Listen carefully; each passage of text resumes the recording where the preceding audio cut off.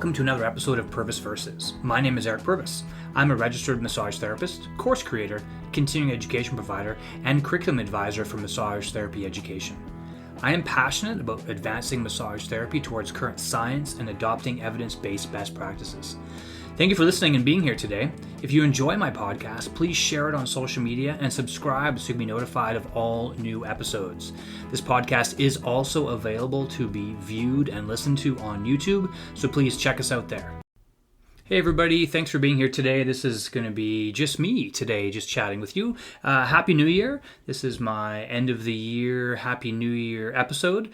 And I just wanted to take some time just to kind of go through and talk about some of the events of 2023 that are worth mentioning, as well as telling you, my loyal listeners, what is up with me for 2024. It's crazy to me to feel or to see that there's the end of another year.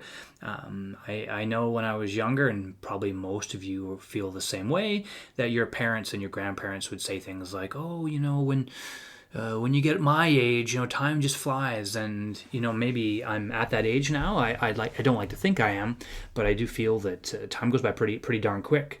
It's crazy to think that 4 years ago we were just on the verge of COVID hitting our lives and changing the world and really impacting all of us in some way, shape or form. And so that was 4 years ago now, and I just find that really crazy to think. So I wanted to say, just first off, for those of you that are here and listening, so thank you very much for being supportive of my podcast. I launched my first episode in April of 2023, and I started recording my episodes the end of 2022, and I wanted to make sure I had a good library of them first before I launched the podcast.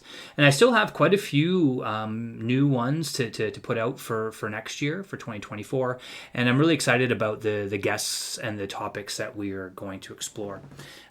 What I would like to say, though, is that if there are any topics that you guys are interested in, or any guests or things that you would like to hear more about, please let me know, because I enjoy doing these podcasts, but I'm happy to explore some things that you, my listeners, are looking to hear more about. So if you have any comments or any suggestions, please feel free to contact me. Easiest way probably is to send me an email, which is hello@ericpurvis.com, ERICPURVES. Or you can send me a DM on Facebook or Instagram, which is just Eric Purvis RMT, and let me know what you think. The thing that's kind of funny with doing these podcasts is that you never really know who is listening. And, I get my stats of how many downloads I've had and how many minutes and what countries are from. But unless somebody actually tells me they're listening, I actually have no idea. So one thing I would love for you, if you are listening to this episode right now, pause it and connect with me. Let me know whether you post it on social media and you can tag me, or you can just take a minute to send me an email and say, "Hey, I'm listening to your podcast." I would love to hear that, because I have no idea who actually is listening to these things. There's quite a few of you that are, and that's fantastic. But I would like to put some names to the download numbers. And just speaking of download numbers, actually, this is a thing that's kind of fun. I'm all about numbers and data and stats and those kind of things. But when I got a notification here for end of the year through my podcast, the Buzzsprout, who I do my podcast through, and I have no idea if this is good or not, but it said my podcast is in the top 50% of all podcasts. So I don't know. I mean, there's millions of podcasts out there. It probably says, probably not saying much, but hey, it's better than being in the, maybe I'm 50.1%. I don't know. I was surprised to see that. And I was really excited to see, too, that this year that my podcast was listened to in 15 different countries, which to me just blew my mind. I would have thought, where do I know people from, that follow me? Canada, the US, the UK, New Zealand, Australia. That's 5. So there's 10 other countries out there that people are listening from. So yeah, let me know if you are listening to this. Let me know where you're from. Not just, don't just connect with me and say, hi, my name is, John Smith, and I listen. Just say, yeah, I'm John Smith, and I'm from wherever. I'd like to know where you're from, what countries are listening to this. And what also it's exciting about the podcast is that there has been an increase in number of downloads and listenership since every episode seems to get faster in terms of how many people reach a certain threshold of downloads. So that's exciting to see. So I'm really appreciative of that.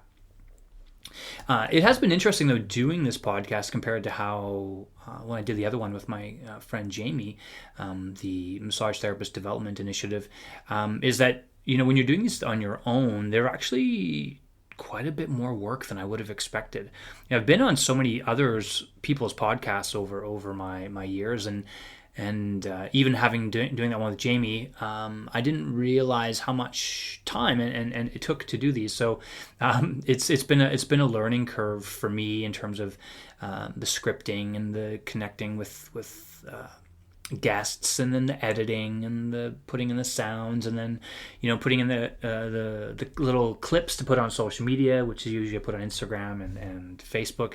It's been quite time consuming. So one of the things that I was able to do this year that's made that process a little bit easier for me is I was able to hire my first assistant. So some of you may have had connections with Kate.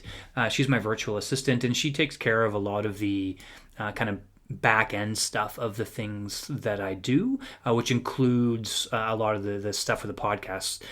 So that's exciting. That's something I never thought that I would need or want. But one thing I have learned over the last number of years is that time is a finite resource, and when you can pay somebody else to help you, to take time, to give you more time, it's worth every penny. So I'm really appreciative of Kate and the work that she's been able to do for me.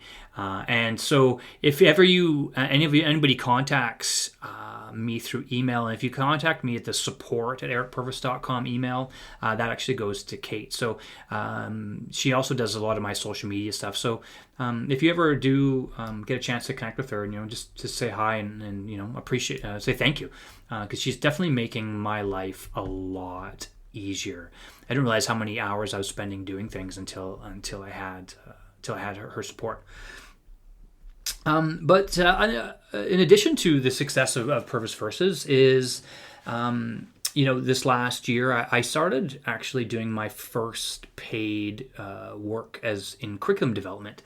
And this has been something that's been really, really exciting, and it's something I'm really passionate about. And if anyone that has taken courses from me, or you guys that listen to this podcast or other podcasts I'm on, I'm really passionate about, changing in a positive way the profession of massage therapy by advancing us and moving towards science and best practices, and really just like using the evidence to inform what it is that we do so that we can provide higher value care to the people that come to seek our support and our treatments.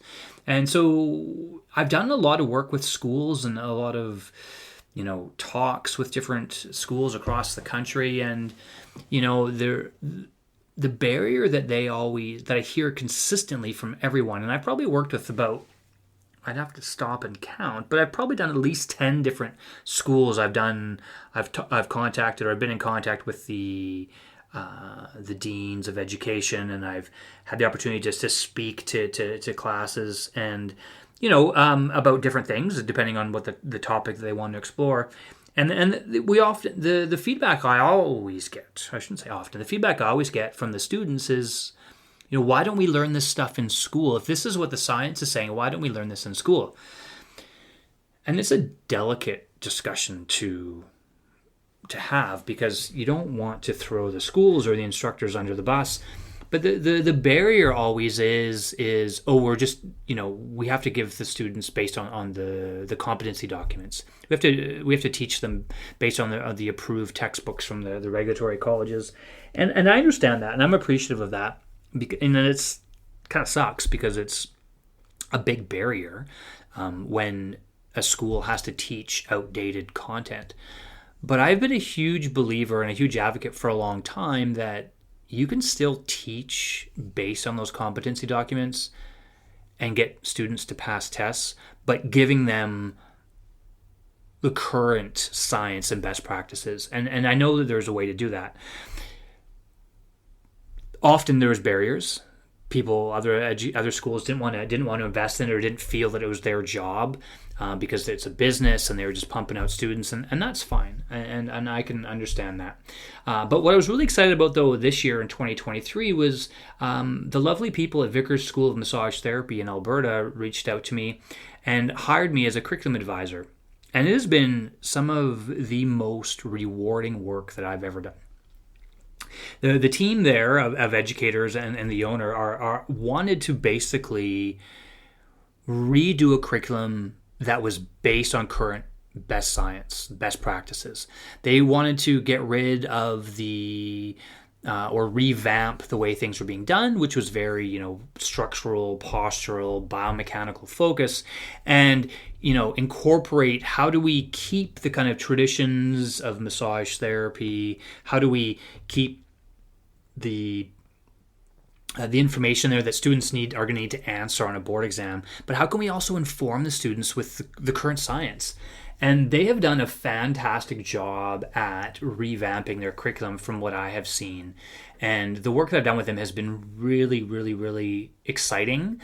And the faculty they have there seems to be on board with it. And I am convinced and excited that that they're going to have a lot of success, and the students that are coming out of that school in the next few years are probably going to be at a very high level of knowledge, which is exciting to see. And so fingers crossed. I look forward to seeing what the completed curriculum is. But they won't start launching it until near the end of 2024, I believe. But if anyone here is listening to this episode or listens to this, or someone an educator, or faculty at school, or people that own a school, or you work at a school, anything, you can change the curriculum. You can change how things are being taught without having to completely gut the current program. Ideally, that would be fantastic.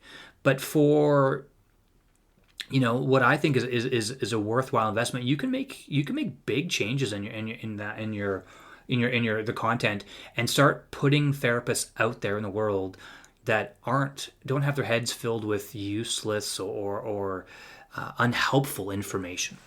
And informing them so that they understand what the current science says about how do we treat people with pain, the current science about how manual therapy works, loaded up with lots of the soft skills that are necessary for communication and listening, and for how to use movement and exercise and exploration of touch into a program is possible. And so if you are listening and you want to hear my thoughts on that, or if you want to have a conversation about that, please, again, connect with me. Send me a message, and I'd be happy to talk to you about that.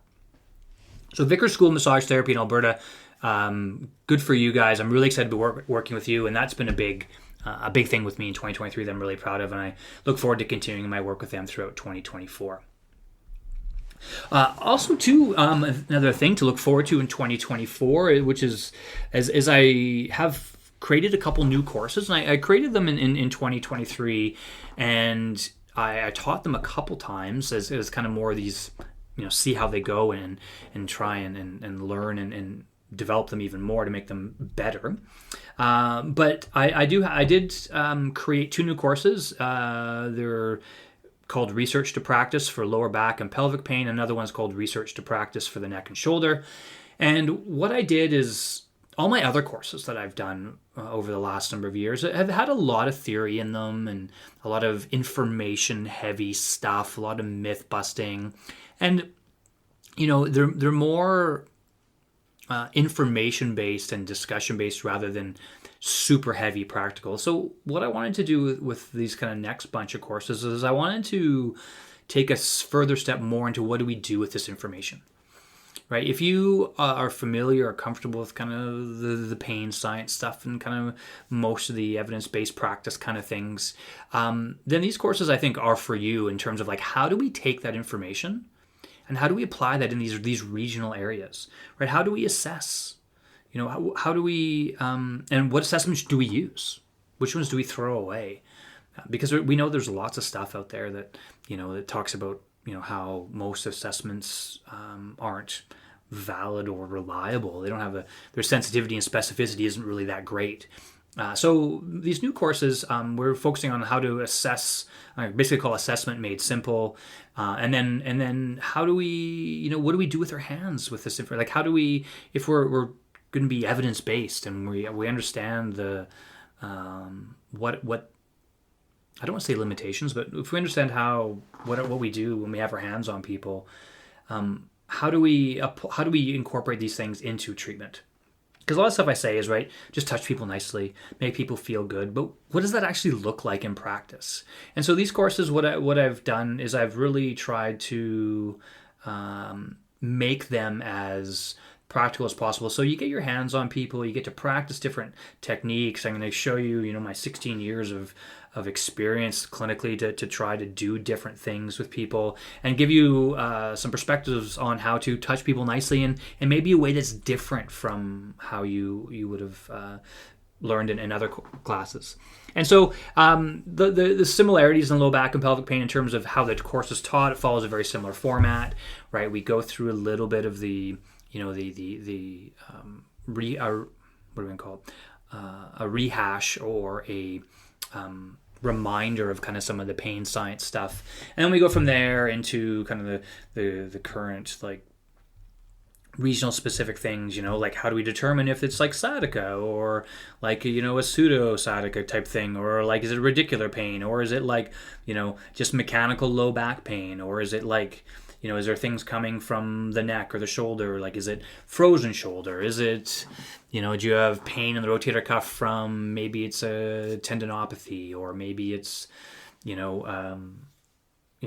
a tear, or sprain, strain, these kind of things. So we go through all the different kind of regional presentations, how to assess them, how to treat them, and then we focus a lot on like how do we incorporate movement while the person is on and off the table in what I say is a less prescriptive way. So it's giving you, the clinician, freedom to not have to follow a lot of specific rules. Now, I'll give you some protocols in these courses, and kind of so you have something to follow, but it's not something that it has to be prescribed a specific way. So this is what I've done with my new courses. I thought, I'm still teaching potentially my chronic pain courses and these other ones that I've been doing for a while, but the new ones I thought would be fun. So I spent a good chunk of 2023 just basically getting out there and reflecting on what I've done and what I want to do, and this is what I've come up with. And I did them twice this year. I did one low back and pelvic pain and one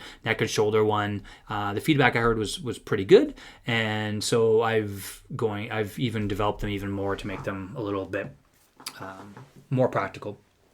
So that's exciting. So if you are listening and you want to take one of these courses, you can. All of my courses are on my website, which is ericpurvis.com/courses. But April 20th and 21st, I'm going to be in Calgary. So this is my lower back and pelvic pain course. And then June 8th and 9th, I'm going to be in Kelowna for the neck and shoulder. That one's already got a bunch of sales, so I'm excited that my BC colleagues are looking forward to taking that one. I'm hoping that one will probably sell out sooner than later. So that's exciting. And I also got a couple new locations this year where I'm going to be presenting and teaching. I'm going to be actually in Albany, New York on July 27th, 28th. And this is going to be for a neck and shoulder course. So if anybody here is listening and you live in the state of New York, this is approved by the NCB TMB, and it is approved for 16 credits, and it is got approved for the New York sponsorship as well. And so I'm going to be teaching that one. So that should be fun. And I'm going to also be in May, I'm going to be teaching at MTAM, so the Massage Therapist Association of Manitoba, at their annual conference. I'm going to be doing, last year I did a 2-day low back and pelvic pain course. That was my first time I taught this version of that course.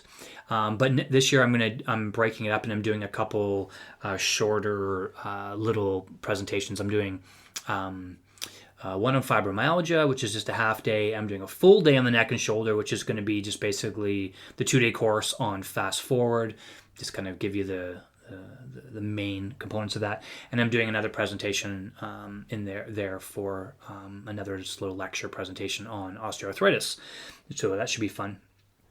And also another thing that's exciting for this year for me is I'm going to be presenting my first conference in the United States.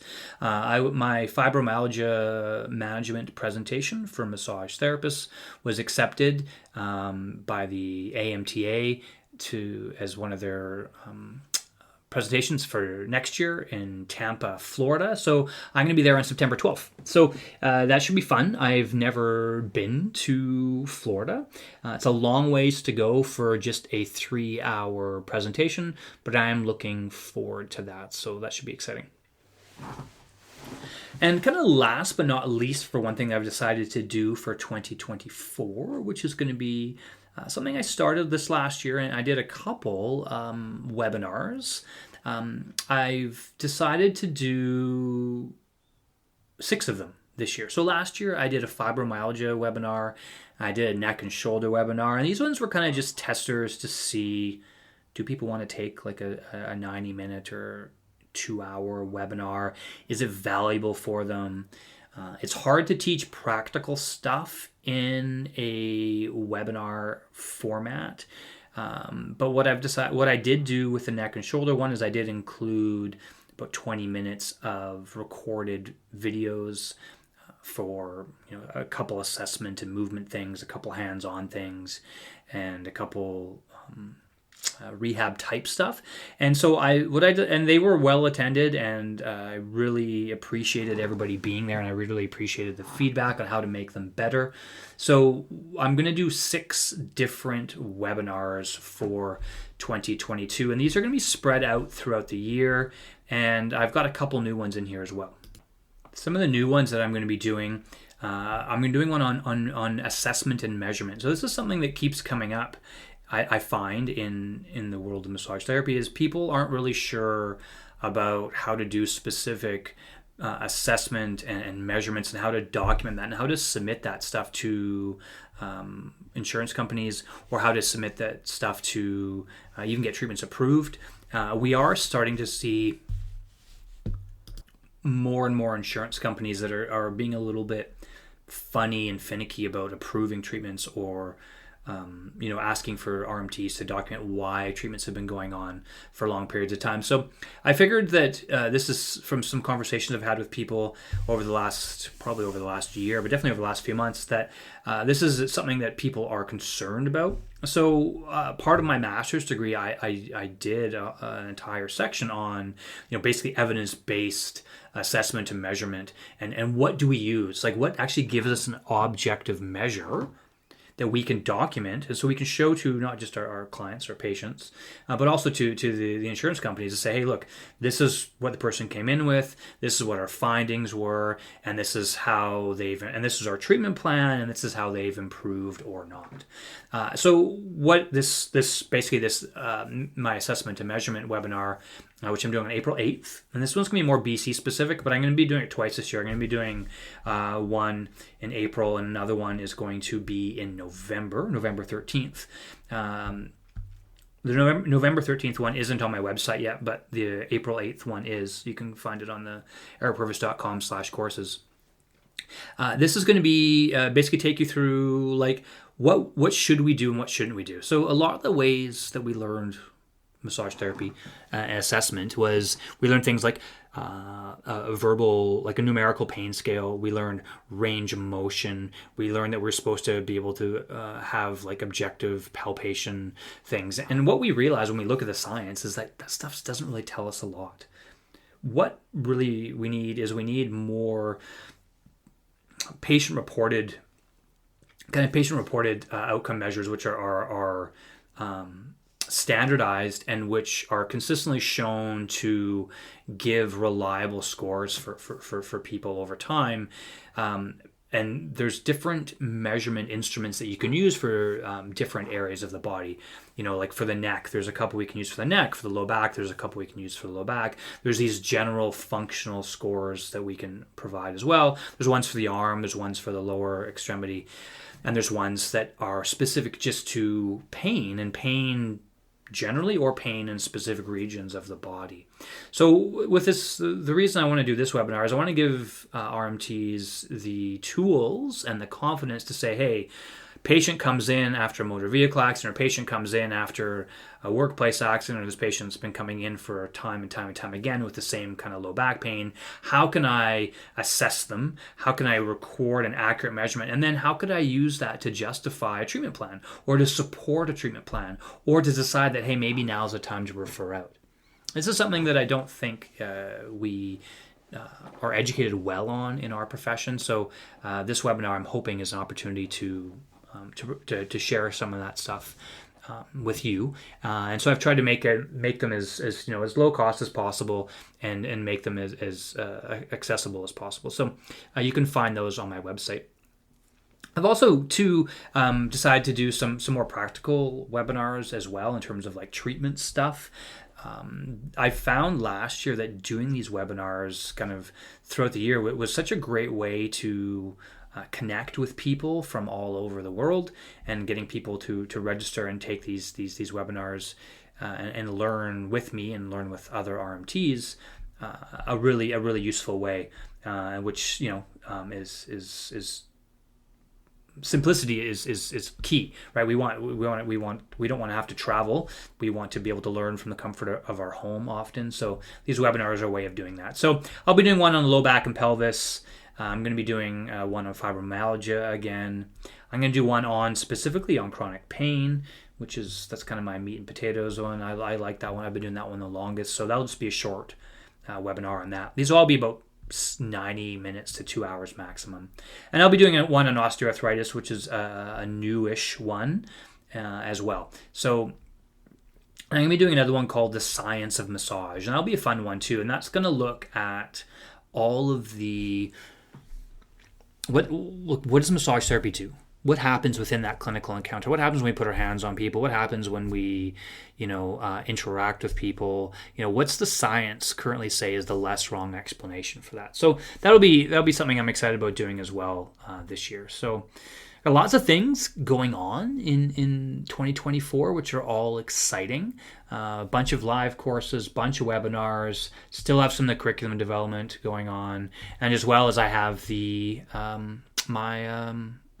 this podcast and to keep this going. So I'm going to keep this episode short. Just I wanted to keep it for like less than 30 minutes, so I could just kind of give you guys a thank you, talk about my the successes of my podcast this year, and just to give you, my listeners, a heads up of what is happening with me for next year. So you can, if any of these things interest you, you can find those on my website and participate and register for these courses, whether they're webinars or in person. So thank you for being here today. If you enjoyed this episode, please subscribe on your favorite podcast network so you can be notified of all future episodes. And also, if you want to watch or listen on YouTube, subscribe, like it there. And please, I would really appreciate your support to share the podcast, or share specific episodes on your social media platforms. And please tag me. I'd really appreciate to see who's listening and what you have to say and what you liked about the episodes. And like I said at the beginning of this episode, if you can, connect with me. Say, hey, yes, Eric, I listen. This is where I live. Thank you very much for putting these out, or this is what I'd like to see more of. Your feedback is really appreciated. So thank you again for all your support in 2023. Happy New Year to each of you, and I look forward to connecting with as many of you as possible, whether it's live or online in 2024. Thank you.